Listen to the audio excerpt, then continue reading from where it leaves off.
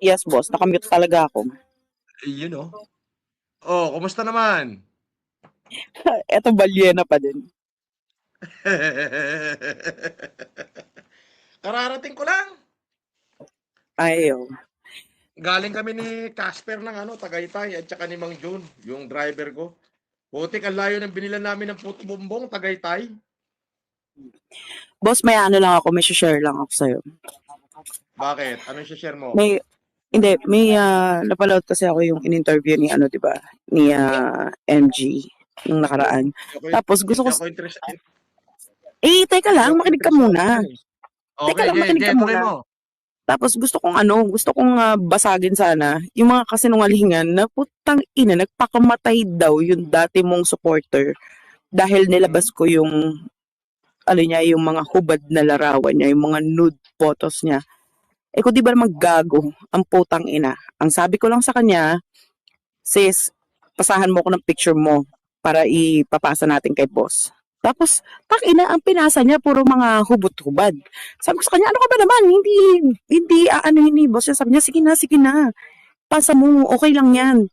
Kumbaga sa akin, putang ina ninyo, mga wala kayong alam sa totoong kwento. Ang mga alam lang ninyo, yung mga putol-putol na naririnig ninyo. Kung makapagkwento kayo, akala mo talaga kayo yung nandoon, kayo yung kausap. At kung nagpakamatay yan, tang ina, may makakaawat ba dyan? May makakaawat ba dyan? Ginusto niya yan eh. Huwag mong pansinin yung mga ganyan. Hindi. Ang inaano kasi nila, parang sobrang malibog ka, sobrang ano ka sa mga, ikaw. Hindi, yung mga tao, oo, yun ang pinalalabas nila. Sandali. Ako? Oo. Tang ina, ilang beses ka binibigyan ni Lawlaw ng babae, di ba? Yung mga, anong tawag nila doon? Anong tawag niyo doon? Banchot? Ano? Hindi, may tawag siya doon. May code siya doon. Baset? Baset. Yung mga baset mo, di ba? Tangina, di mo nga tinitira kapag ka nung nandun tayo sa Legrand. Kaya itong mga to, parang pinalalabas nila sa tao na hayok ka sa babae. Kumbaga, parang, hello, tapos, ito na. Tinawagan ko yung isang contact kay MG. Sabi ko, magpapa-interview ako, ganito. Tapos, pinractice niya ako.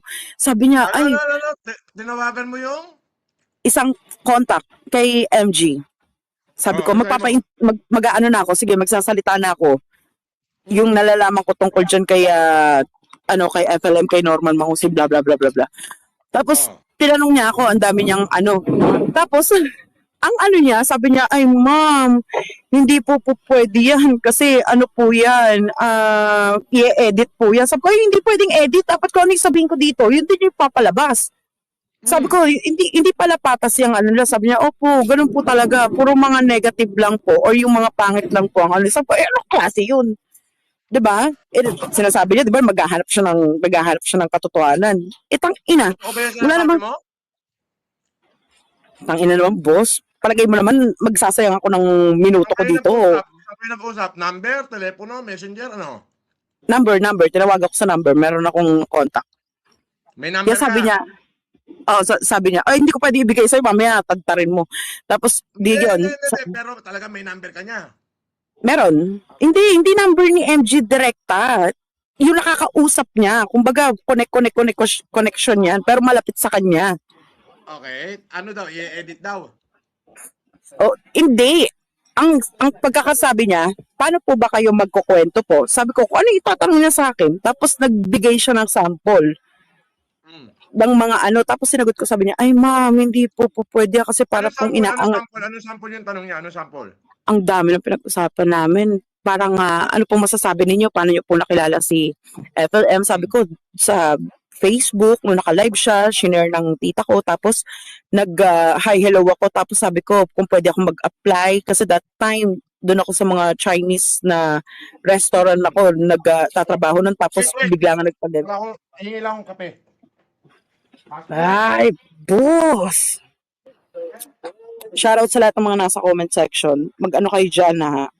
Magkano ang bayad? Walang bayad. Ano ba kayo? Hindi. Okay.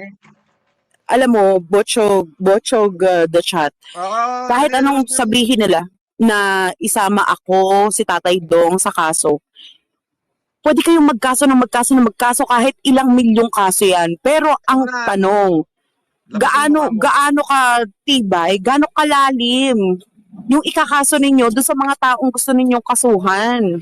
Huwag tayong tanga. Huwag niyong isabuhay yung pagiging tanga. Ilabas mo yung mukha mo, hindi sila maniniwala sa'yo.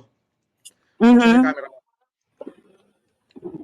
Yan. Tapos, ayun Ito na nga, nga, sabi ko, oh, alam ba nilang ikaw ay nasa Singapore? wala naman akong pakialam kahit alam nila. Bayaan mo sila, boss. Hmm. Tapos, ayun na nga. Tapos sabi ko, ganun ba? Sabi niya, ma'am, kaso po i-edit po, okay lang po ba sa inyo? Sabi ko, hindi. Dapat ko ano yung, parang naka-live lang tayo. Kung ano yung pinag-usapan natin, yun yung ilalabas natin na ano. Sabi niya, hindi po ma'am, i-edit po yan kasi po para pong inaangat niyo po yung pangalan ni, ni FLM, ni Norman. Sabi ko, hindi na. Wag na. Kaya sabi ko, hindi na Talaga? negative. Ibig Mm. sabihin, yung negative lang ang ilalabas. Sabi ko, hindi po pwede yun. Kasi wala naman kasing siraulong, tarantadong tao na kung kilala ka namin na ganyan ka, di dapat hindi ka namin hinangaan. Ibig sabihin, may nakita kaming kabutihan sa'yo. Kahit yung mga Hmm. basher mo Kahit yung mga nagsasalita sa'yo ngayon, against sa'yo, minsan ka rin nilang hinangaan. 'Di Hmm. ba? Nagkataon lang na merong mga katulad namin, katulad ko, na kahit na nakita na namin yung totoong kulay, yung totoong pagkatao, hindi ka namin iiwanan sa ere dahil doon, dahil wala namang perpektong tao. Kaya putang ina ninyo, yung sinasabi ninyo na wala kayong napakinabangan, hindi kayo nakinabang, puta naman, wag tayo magplastikan dito, pare-pareho tayo nakinabang sa pangalang FLM, pare-pareho tayong inangat yung mga pangalan natin, yung mga YouTube Hmm. channel natin dahil sa kanya. 'Di Hmm. ba? Huwag kayong magmalinis na wala kayong natanggap, hindi kayo nagbudol, Hmm. hindi kayo Hmm. nagganito. Walang ganun. Lahat. Lahat tayo nakinabang. Huwag kayong magmalinis. Yan ang pangit eh. Yung ngayon, gusto nilang lahat ipukol yung mga pagkakamali, yung mga budol na Hmm. sinasabi nila sa atin lang. Dahil Hmm. tayo yung nakaano, pero putang ina nyo, nakinabang kayo. Kaya nga, kahit si makagago palagay nyo ba, iko-content, paglalaanan ng oras ni Makagago ang isang Norman Mangusin, ang isang Francis Leo Marcos, kung wala siyang napapakinabangan? Hmm. Ibig sabihin, kumikita siya, nagkakaroon siya. 'Di ba? Hmm. Sabihin mo na may negatibo o may positibo na mga manonood sa kanya, same. Good or bad, still nakikinabang siya, 'di ba? Wala siyang pakialam basta ito mag-aano tayo bebenta tayo ng ganito, ng ganyan. Nakikinabang. Lahat nakikinabang kapag ang pinag-uusapan pangalang FLM at yun ang hindi nila matanggap, Pero 'di ba? pero talagang tinawagan ka, nagkausap kayo. Ako tumawag. Ako tumawag. Ang sabi mo Gusto, magpapa-interview ka. pakailan lakas Magkano nga bayad? ng ano ko. Walang bayad, walang bayad.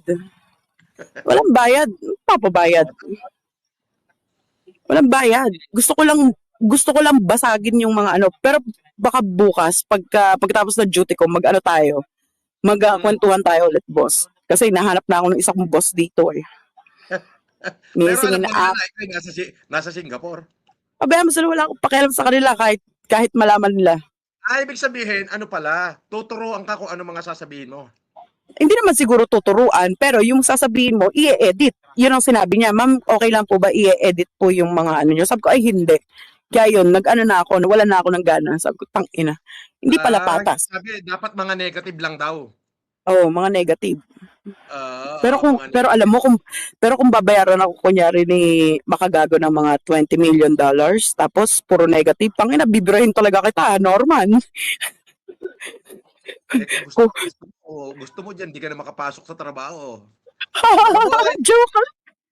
Ay, bakit $20 million yun? Titirahin kita talaga.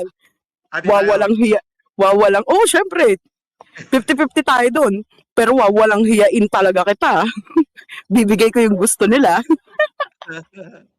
Yan yung hindi nila matanggap eh. Ito Sabi nila, sabi ni Alpines, Yun Hmm. daw sinungaling, kapatid daw ng magnanakaw. Magkapatid daw sila ni Makagatas. Ayan o, post natin o, ayan o. Oo. Magkapatid daw sila ni Ang Makagatas, sinungaling kapatid ng magnanakaw. Siblings kayo, lol. taga-US pa yan. Hmm, anong pangalan? Alpocnas. Al Finest. Alam mo, kahit anong sabihin ninyo ng mga ganyan, hindi tatalab sa amin yan. Kasi kilala namin yung sarili namin. Promise. Kahit na ano sabihin. Tsaka ito tandaan ninyo, sinasabi ninyo na, oh, ikaw, kulaong, nung bago makulong si boss, makukulong ka, hindi ka na makakalabas. Putang ina ninyo, 3 taon na sa laya yan, oh. Ito pala, 3 taon na sa laya. Anong ginagawa ninyo? Ngayon, binubulat-lat ninyo yung mga basura na namin noon. 'Di ba?